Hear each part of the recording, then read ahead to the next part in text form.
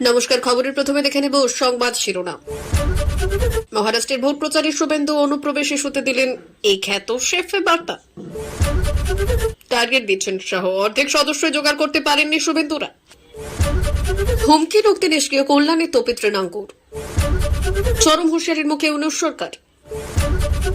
সব থেকে খারাপ ফল হলো এখানে রামপুরহাটে গিয়ে নেতাদের তোপ সাংসদ শতাব্দীর। গোষ্ঠী সংঘর্ষে উত্তপ্ত মুর্শিদাবাদ, জেলা জুড়ে বন্ধ ইন্টারনেট, মোতায়েন পুলিশ বাহিনী।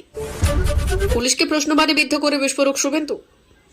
আসছে বিস্তারিত খবরে। মহারাষ্ট্রের ভোটে হিন্দু এবং প্রবাসী বাঙালিদের মন জয়ে পদ্মের হাতিয়ার শুভেন্দু অধিকারী। বঙ্গ বিজেপি তথা নিজের দলে কত রাষ্ট্রবাদী এবং হিন্দুত্ববাদী নেতা হিসেবেই পরিচিত শুভেন্দু। বিভিন্ন রাজনৈতিক কিংবা অরাজনৈতিক কর্মসূচিতে নিজেকে নেতা নয়, রাষ্ট্রবাদী সনাতনের একজন সেবক হিসেবেই তুলে ধরেন খোদ শুভেন্দু। মহারাষ্ট্রে ভোট প্রচারে বক্তব্য রাখার সময় শুভেন্দু এও দাবি করলেন এবং বললেন, কেন্দ্রীয় স্বরাষ্ট্রমন্ত্রী অমিত শাহ মুখ্যমন্ত্রী মমতা বন্দ্যোপাধ্যায়কে বারবার অনুরোধ করার পাশাপাশি ভারত সরকার বারবার রাজ্য সরকারকে জমি দেওয়ার জন্য চিঠি লিখলেও বিএসএফকে জমি না দেওয়ার কাঁটাতার লাগানোর কাজ সম্পূর্ণ করা যায়নি।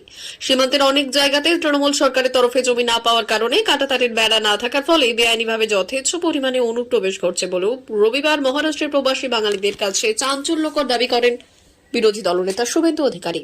মহারাষ্ট্রের ভোটের ময়দানে দাঁড়িয়ে অনুপ্রবেশ ইস্যুতে তৃণমূল সরকারকে চাঁচা ছোলা ভাষায় আক্রমণ জানিয়ে বাংলা সীমান্তের ৭২টি জায়গায় কাঁটাতারের বেড়া লাগানো যায়নি বলেও এই দিন সুর চড়ালেন শুভেন্দু। কাঁটাতারের বেড়া অসম্পূর্ণ থাকার ফলে রোহিঙ্গারা দলে দলে ঢুকে বাংলার জনবিন্যাস তো পাল্টে দিচ্ছেই, ঝাড়খণ্ডের জনবিন্যাসও পাল্টে দিচ্ছে। এমনকি মহারাষ্ট্রের বিভিন্ন শহরে সেই সমস্ত অনুপ্রবেশকারীরা আপনাদের মধ্যে মিশে যাচ্ছে বলে সতর্ক করে এবং প্রধানমন্ত্রী নরেন্দ্র মোদীর এই খ্যাত সেফে স্লোগানের কথা মনে করিয়ে দিয়ে হিন্দু তথা মহারাষ্ট্রের প্রবাসী বাঙালিদের এক হওয়ার বার্তা দেন শুভেন্দু। মূলত বাঙালি অধ্যুষিত মহারাষ্ট্রের দাদর এবং পুরীতে 2টি নির্বাচনী সভা এবং 27টি কেন্দ্রের স্থানীয় নেতৃত্বের সঙ্গে যে সমস্ত বিধানসভা কেন্দ্রে অন্যতম নির্ণায়ক ভূমিকা রয়েছে বাঙালিদের, সেই সমস্ত সাংগঠনিক নেতৃত্বের সঙ্গে এদিন সাংগঠনিক বৈঠকও করলেন শুভেন্দু অধিকারী। তবে শেষ মুহূর্তে শুভেন্দুর ভোটের টিপস মহারাষ্ট্র বিজেপির কতটা কাজে লাগে তার উত্তর দেবে সময়। টেনশন মনে হয় একেই বলে। কেন্দ্রীয় স্বরাষ্ট্রমন্ত্রী অমিত শাহ এবার বঙ্গ সফরে এসে বাংলার বিজেপিকে একটা টাস্ক দিয়েছিলেন, আর সেটা হলো সদস্যপদ সংগ্রহের টার্গেট পূরণ করতে হবে। গত 28 অক্টোবর সেই টার্গেট দেওয়া হয়েছিল। বলা হয়েছিল বঙ্গ বিজেপিকে নভেম্বরের মধ্যে 1 কোটি সদস্য সংগ্রহ করতে হবে। এরপর কার্যত আদা জল খেয়ে ময়দানে নেমে পড়েন বিজেপি নেতৃত্ব। বিয়েবাড়ি, চা চক্র, ঘরোয়া আড্ডা, সর্বত্র বিজেপির এখন একটাই লক্ষ্য, সদস্যপদ সংগ্রহ করা। দলের রাজ্য সভাপতি সুকান্ত মজুমদার, বিরোধী দলনেতা শুভেন্দু অধিকারী, দিলীপ ঘোষ, বাহুল সিনহা, শ্রমিক ভট্টাচার্য, বিধায়ক অগ্নিমিত্রা পাল একেবারে দরজায় দরজায় করছেন বিজেপির সদস্যপদ সংগ্রহের জন্য।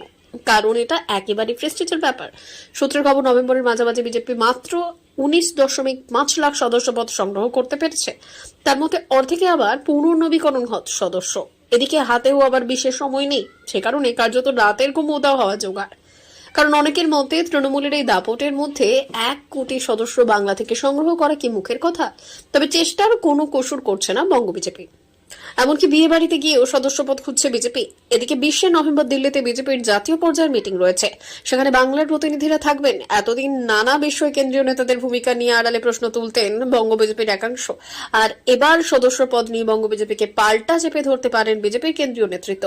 সেক্ষেত্রে শেষ পর্যন্ত বাংলার বিজেপি নেতৃত্ব কি জবাবদিহি করেন সেটাই দেখা। তবে তার আগে অন্তত একটা সম্মানজনক সংখ্যা নিয়ে দিল্লি যেতে চাইছেন বিজেপি নেতারা, যাতে অন্তত মুখ রক্ষা হয়। কিন্তু এখনো তো অর্ধেক সদস্যও জোগাড় হয়নি। সম্ভবত শ্রমিক ভট্টাচার্য এবং সুকান্ত মজুমদার এই মিটিং এ উপস্থিত থাকবেন।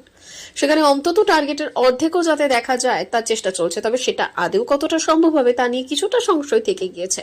সূত্রের খবর, এখনো পর্যন্ত মোটামুটি 1/4 সদস্যপদ সংগ্রহ করতে পেরেছে বাংলার বিজেপি। তার মধ্যে নতুন সদস্য প্রায় 9 লাখ।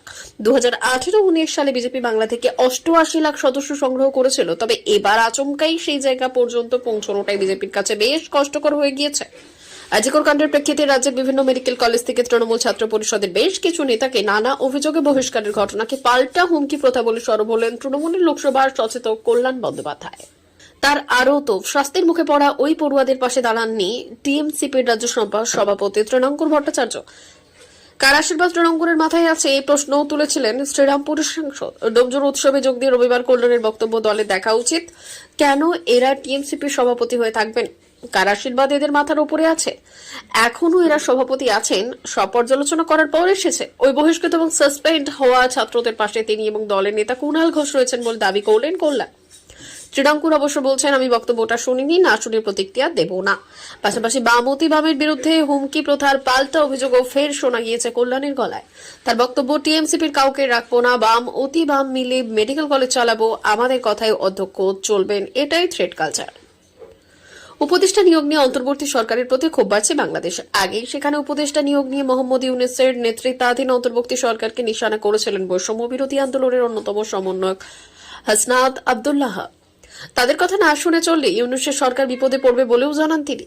এবার উপদেষ্টা নিয়োগ নিয়ে ইউনূস সরকারকে হুঁশিয়ারি দিলেন রংপুরের বাসিন্দারা। রংপুর থেকে কাউকে উপদেষ্টা হিসেবে নিযুক্ত করা না হলে অনির্দিষ্টকালের জন্য অবরোধ শুরু করা হবে বলে হুমকি দেওয়া হয়েছে।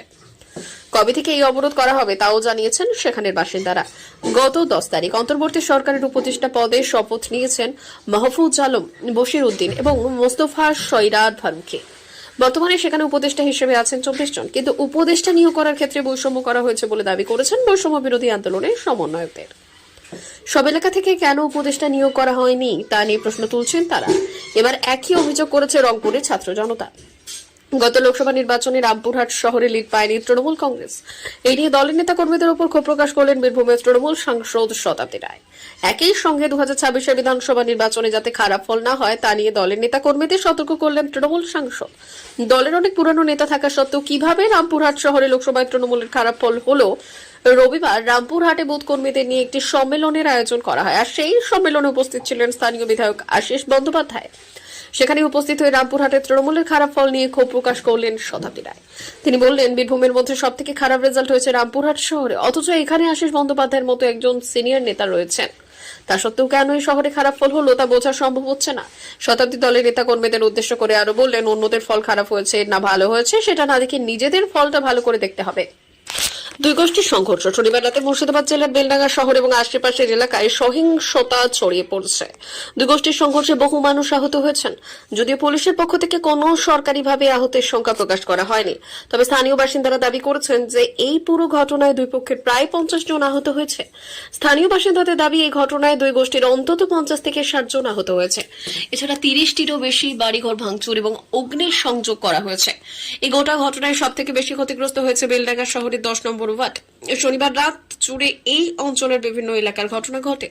পুলিশ জানায়, বেলডাঙ্গায় কমিউনিটি ক্লাব আয়োজিত কার্তিক পুজো উদযাপনের সময় দুই গোষ্ঠীর মধ্যে সংঘর্ষ শুরু হয়। লোকেরা অভিযোগ করে যে পুজোর সময় পুড়িয়ে দেওয়া ডিসপ্লে বোর্ডগুলিকে অবমাননাকর মন্তব্য লেখা হয়েছিল, যা আশেপাশের এলাকায় উত্তেজনা সৃষ্টি করেছিল। এরপরই লোকজনের মধ্যে হট্টগোল শুরু হয় এবং সঙ্গে সঙ্গে হাতাহাতি শুরু হয়। স্থানীয় আধিকারিকরা জানিয়েছেন, এই ঘটনায় আহত এক মহিলা সহ বেলডাঙ্গার 4 আদিবাসীকে বহরমপুর মেডিকেল কলেজ এবং হাসপাতালে ভর্তি করা হয়েছে। পুনরাবৃত্ত সংঘর্ষ থামাতে গিয়ে র্যাপিড অ্যাকশন ফোর্সের একজন জওয়ানও আহত হয়েছেন।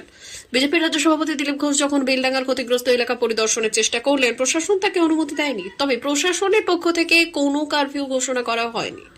আহতদের খোঁজ নিতে হাসপাতালে পৌঁছে অধীর রঞ্জন চৌধুরী বললেন, প্রশাসন সঠিক পদক্ষেপ নিয়েছে। আমরা সরকারকে সহযোগিতা করছি, সবাইকে সম্প্রতি বজায় রাখার আহ্বান জানাচ্ছি। শতাব্দীর পর শতাব্দী ধরে এখানকার সকল গোষ্ঠী শান্তিপূর্ণভাবে বসবাস করে আসছে। শনিবার রাতে এই ঘটনার পরিপ্রেক্ষিতে ঘটনাস্থলে পুলিশের সংখ্যা বাড়ানো হয়েছে। রবিবার বিকেল পর্যন্ত নতুন করে কোনো সংঘর্ষের খবর পাওয়া যায়নি। ফিরাদ হাকিমের পরিবার সৌগত রায়। তৃণমূল কাউন্সিলরের উপর মারাত্মক হামলা হওয়ার পর পুলিশের কার্যকারিতা নিয়ে প্রশ্ন তুললেন দলের এই বর্ষিয়ান নেতা। কি করে কলকাতা শহরে বিহার থেকে 9mm পিস্তল আসছে, এটা তো ভাবা দরকার, প্রশ্ন তুললেন তৃণমূল নেতা। খাস কলকাতায় জনবহুল এলাকায় একজন জনপ্রতিনিধিকে হামলার মুখে পড়তে হবে কেন? যখন রাজ্যের গুরুত্বপূর্ণ মন্ত্রী এবং কলকাতার মেয়র পুলিশের ভূমিকা নিয়ে প্রশ্ন তুলছেন, তখন সৌগত রায় বলছেন, আমাদের সীমানা এলাকাগুলোতে দেখার কোনো লোক নেই, পুলিশ কাউকে ধরতে পারে না। রবিবার নিউ ব্যারাকপুরে একটি অনুষ্ঠানে আরজিকর কাণ্ডেও পুলিশের সমালোচনা করেন সৌগত। প্রশ্ন তুললেন, কি করে হাসপাতালের 4 তলায় উঠে একজন সিভিক পুলিশ চিকিৎসককে ধর্ষণ করলো? তৃণমূল সাংসদের বক্তব্য ভাইরাল হতেই শুরু হয়েছে বিতর্ক। অন্যদিকে আবার এই পরিস্থিতিতে অভিষেক বন্দ্যোপাধ্যায়ের হাতে তার হয়ে ব্যাট করেছেন হুমায়ুন কবির। তার দাবি, অবিলম্বে অভিষেককে রাজ্যের উপমুখ্যমন্ত্রী এবং পুলিশ মন্ত্রী করা হোক। 3 বারের মুখ্যমন্ত্রী অভিষেক বন্দ্যোপাধ্যায়ের অভিষেক হওয়া এখনই দরকার। অভিষেক প্রশাসনের দায়িত্ব নিলে তৃণমূল উপকৃত হবে। অভিষেক দায়িত্ব নিলে পিসি ভাইপোর কম্বিনেশনে বাংলার মানুষও উপকৃত হবে। তবে এই প্রথমবার নয়, ভরতপুরের তৃণমূল বিধায়ক হুমায়ুন কবিরের মুখে এই ধরনের মন্তব্য আগেও শোনা গিয়েছিল। বেলডাঙ্গার ঘটনায় গতকাল পশ্চিমবঙ্গ পুলিশের তরফ থেকে সোশ্যাল মিডিয়া পোস্টে দাবি করা হয়েছিল দুই গোষ্ঠীর সংঘর্ষ হয়েছিল সেখানে, তবে পরিস্থিতি এখন নিয়ন্ত্রণে। পাশাপাশি এই সংঘর্ষ নিয়ে গুজব রটানোর বিরুদ্ধে সাধারণ মানুষকে সতর্ক করে দিয়েছিল পুলিশ। এই আবহে এবার পুলিশকে পাল্টা প্রশ্নবাণে বিদ্ধ করলেন বিরোধী দলনেতা তথা নন্দীগ্রামের বিজেপি বিধায়ক শুভেন্দু অধিকারী। পুলিশের উদ্দেশ্যে শুভেন্দু অধিকারী নিজের সোশ্যাল মিডিয়া পোস্টে লিখে যে দুই গোষ্ঠী সংঘর্ষে জড়িয়েছে দাবি করেছেন তাদের পরিচয় প্রকাশ করার সৎসাহস কি আছে এবং কোন নিন্দনীয় দুষ্টুমির কথা এখানে বলা হচ্ছে। আরো একটা কথা, সংঘর্ষ অর্থ দুই পার্টি একে অপরের বিরুদ্ধে হিংসাত্মক আক্রমণ করে, তবে বেলডাঙ্গায় তো একটি নির্দিষ্ট পার্টি অপর গোষ্ঠীর উপর হামলা চালিয়ে গিয়েছে, আর সেই একটাই গোষ্ঠী দাঙ্গা চালিয়েছে, হামলা করেছে, ভাঙচুর করেছে, আগুন ধরিয়েছে হিন্দুদের বাড়ি এবং সম্পত্তিতে। পশ্চিমবঙ্গ পুলিশ এবং মুর্শিদাবাদের এসপির উদ্দেশ্যে আমার প্রশ্ন, আপনারা দাবি করছেন যে কেউ নিহত হননি বলে আপনারা সফল, কিন্তু লুটপাট এবং ভাঙচুরের ঘটনা কি? যাদের আপনারা রক্ষা করতে ব্যর্থ হলেন তাদের কি? এরপর শুভেন্দু অধিকারী আরও লেখেন, মনে হচ্ছে আপনারা অপপ্রচারকারীদের নিয়ে বেশি চিন্তিত, তবে যারা ভাঙচুর চালালো, যারা আইন ভাঙলো, যারা দাঙ্গা করলো তাদের বিষয়ে আপনারা নরম। এবার নিন্দনীয় দুষ্টুমির বিষয়ে আসা যাক। কেউ যদি অপরাধ করে থাকে তাহলে কেউ তাদের রক্ষা করতে চায় না এবং তাদের আইনত উচিত সাজা হওয়া উচিত। দাঙ্গাবাজদের ইচ্ছে মতো সাজা হতে পারে না। তদন্ত না করে নিন্দনীয় কাজের কথা বলবেন। আমরা সবাই দেখেছি গত বছর বাংলাদেশে কি হচ্ছে, সেই সময় সেখানে এই ধরনের দুষ্টুমি করে শতাধিক মণ্ডপে ভাঙচুর চালানো হয়েছিল। তবে যখন সত্যিটা সামনে এলো তখন দেখা গেল সনাতনীদের বদনাম করতে ইচ্ছে করে এবং সেই সব ঘটনা হয়। তাই এখানেও এমনটা হতেই পারে। এদিকে একজন ব্যক্তির ভিডিও দেখে পোস্ট করলেন শুভেন্দু অধিকারী এবং তিনি লিখলেন, আমি অনুরোধ করব হিন্দুদের বিরুদ্ধে হিংসায় উস্কানি দেওয়া এবং ভদ্রলোককে যেন গ্রেপ্তার করা হয়। তিনি আবার মানুষ খুন করারও হুমকি দিচ্ছেন। 17 জনকে গ্রেফতার করে ভাঙচুর এবং হিংসার ঘটনায় পুলিশ দ্রুত পদক্ষেপ করেছে। সেই সঙ্গে পুলিশের তরফে আরো বলা হয়েছে জেলার কোথাও কোনো প্রাণহানি হয়নি, 6 জন আহত হয়েছে এবং তাদের উপযুক্ত চিকিৎসা হচ্ছে। যারা আহত হয়েছেন তাদের সকলের শারীরিক অবস্থা স্থিতিশীল রয়েছে। পুলিশ কড়া নজর রেখেছে শান্তি বিঘ্নিত করতে যাচাই না করে সোশ্যাল মিডিয়ায় যে তথ্য এবং পরিসংখ্যান ছড়ানো হচ্ছে তাতে দয়া করে কোনো কান দেবেন না। যারা আইন ভেঙেছে, যারা গুজব ছড়াচ্ছে তাদের বিরুদ্ধে কঠোর আইন পদক্ষেপ গ্রহণ করা হবে। প্রিয় দর্শক, আমাদের চ্যানেলের নিয়মিত ভিডিও পেতে চ্যানেলটি সাবস্ক্রাইব করুন। ধন্যবাদ।